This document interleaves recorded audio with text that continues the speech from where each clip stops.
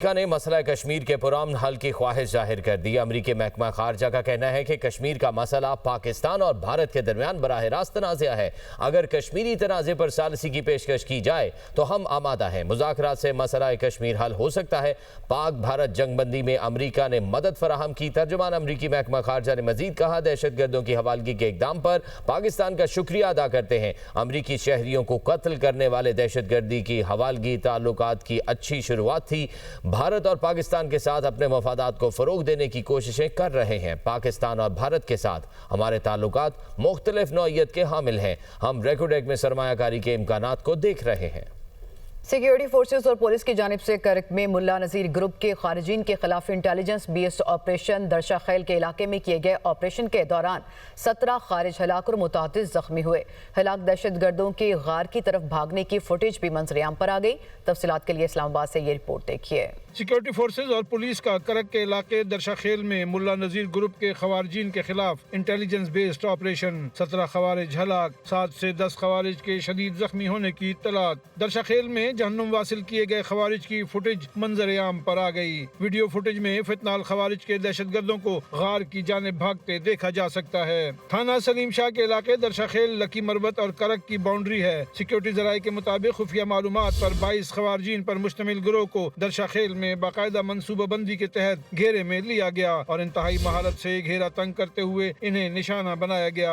ISPR کے مطابق کارروائی 26 اور 27 ستمبر کی رات فتنال خوارج کے دہشت گردوں کی موجودگی کی اطلاع پر کی گئی۔ مارے گئے خوارج کے قبضے سے اسلحہ اور گولہ بارود بھی برآمد کیا گیا۔ ترجمان پاک فوج کا کہنا ہے کہ ہلاک دہشت گرد سیکیورٹی فورسز اور معصوم شہریوں پر متعدد حملوں میں ملوث تھے۔ علاقے میں دہشت گردوں کے مکمل صفائی کے لیے سینیٹائزیشن آپریشن جاری ہے۔ سیکیورٹی فورسز ملک سے بھارتی حمایت یافتہ دہشت گردی کے خاتمے کے لیے پرعزم ہیں۔ وزیر مملکت داخلہ طلعت چودھری کا کہنا ہے کہ پاکستان کا بڑا مسئلہ دہشت گردی ہے۔ 2018 میں پاکستان سے دہشت گردی ختم ہو گئی تھی۔ نیشنل ایکشن پلان پر سب کا اتفاق ہے جو نواز شریف کے دور میں بنا۔ خیبر پختونخوا میں حکومت نے دہشت گردی ختم کرنے کے لیے کیا اقدامات کیے؟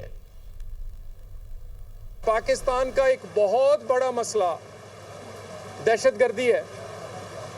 یہ وہی دہشت گردی ہے جو 2017-18 میں اس ملک سے ختم ہو گئی تھی۔ پاکستان کا نیشنل ایکشن پلان، اس پہ تو سب کا اتفاق ہے، اور اس national action plan Nawaz Sharif کے دور میں بنا۔ KPK کی حکومت جو پچھلے 13 سال سے ہے، کیا اس نے ایسا ماحول اور ایسے اقدامات اٹھائے ہیں کہ اس طرح کی دہشت گردی یا ہونا اگر ہو تو اس کا کلا کما کیا جا سکے؟ افغانستان سے بات چیت کریں، اور بھئی ہم بات چیت کر رہے ہیں، بات چیت کا نتیجہ کیا ہے؟ آپ کا فرض ہے کہ آپ دہشت گردی کے بارے میں 2 ٹوک بیانیہ اور پوری مضبوطی سے پیچھے اس کے کھڑے ہوں۔ کرک میں ایک آپریشن پولیس افواج نے کٹھے مل کے کیا ہے۔ نتائج کیا ہیں؟ 17 خوارج ہلاک ہوئے ہیں، آدھی درجن سے زائد زخمی گرفتار ہوئے ہیں۔ سیاسی حکومتیں ہیں، جب حکومت میں ہو وہ جلسہ اس وقت کرتی ہیں جب اپنا کام دکھانا ہو،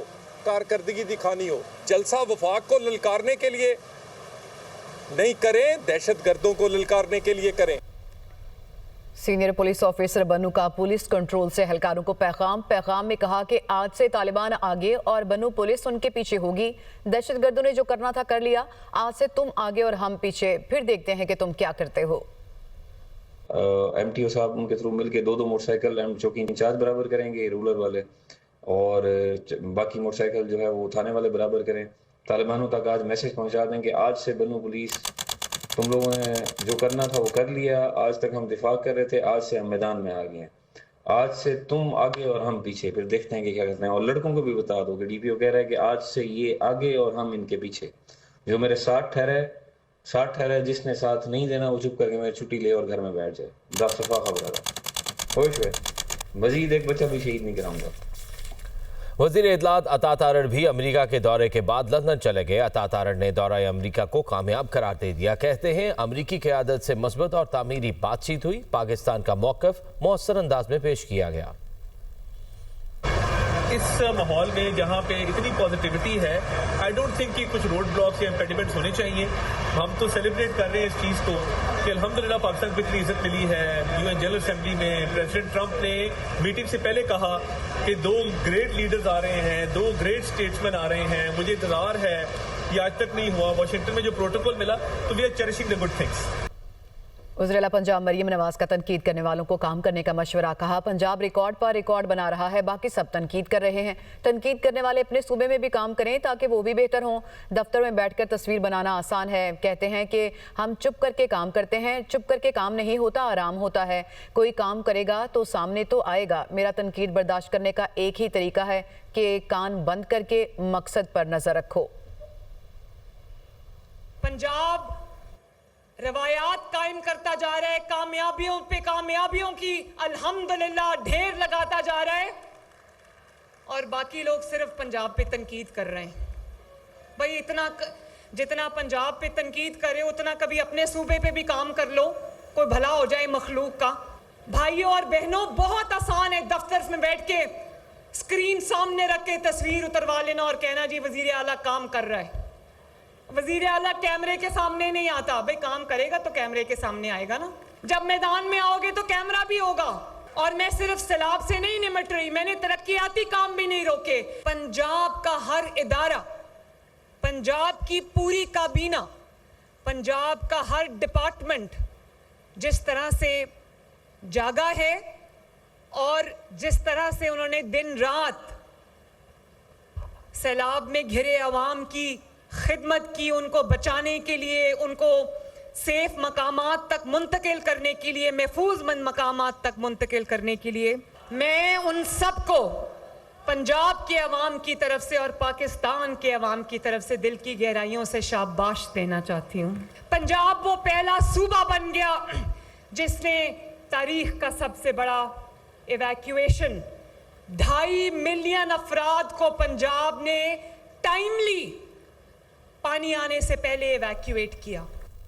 گلوکار جواد احمد کا یہ کہنا ہے کہ عدالتوں نے مجھے صادق اور امین قرار دے دیا. لیسکو حکام نے بجلی کا میٹر اتارنے کے معاملے پر معافی مانگ لی ہے. مجھ پر مقدمہ, جرمانہ ختم اور تحریری کلیئرنس بھی دے دی گئی ہے. لیسکو کے خلاف مزید قانونی کارروائی نہیں کروں گا. عبد الرحمان کی یہ رپورٹ دیکھیے. معروف گلوکار اور چیئرمین برابری پارٹی جواد احمد کی لاہور پریس کلب میں پریس کانفرنس. کہتے ہیں کہ لیسکو حکام نے میرے گھر سے میٹر اتارنے کے معاملے پر معافی مانگ لی. مجھ پر میٹر سے متعلق مقدمہ اور جرمانہ ختم کر کے تحریری کلیئرنس دے دیا گیا. جواد احمد کے خلاف سازش ہوئی ہے, مطلب یہ لیسکو نے خود لکھ کے دیا ہے مجھے. ساتھ انہوں نے یہ کہا کہ جرمانہ جو ہے وہ ہے ہی کوئی نہیں, وہ تو جو بھی کہا تھا وہ غلط تھا اور وہ جھوٹا الزام تھا, تو انہوں نے جرمانہ 0 کیا. کلیئرنس سرٹیفکیٹ دیا مجھے اور پھر مجھ سے یقین دہانی لی. اسی ایگریمنٹ میں یہ بھی لکھا اور میرے سے سائن کروائے کہ میں ان کے خلاف کوئی قانونی کارروائی نہیں کروں گا.